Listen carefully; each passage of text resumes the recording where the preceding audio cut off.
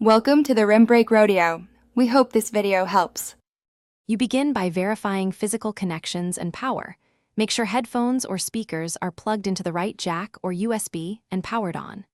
Next, open Device Manager to spot flagged audio devices. Those yellow marks indicate driver issues. Once found, download or reinstall the latest audio driver from the PC maker or sound card vendor. This often restores codecs and corrects conflicts. If drivers update, reboot to apply changes, and confirm Windows recognizes the device. Now you adjust software settings to ensure the system routes audio properly. Open sound settings to choose the default playback device and verify sample rate and bit depth match your hardware. Mismatches cause silence or crackling. Disable audio enhancements because they can introduce instability. Once done, test with multiple apps.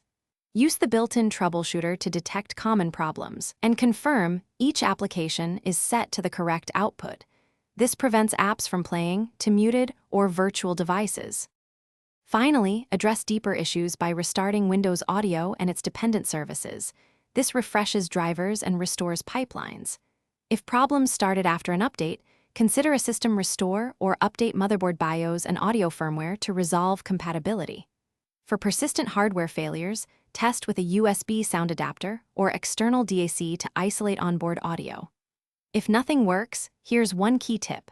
Swap in simple, known good headphones. If they work, the problem is hardware on the PC rather than.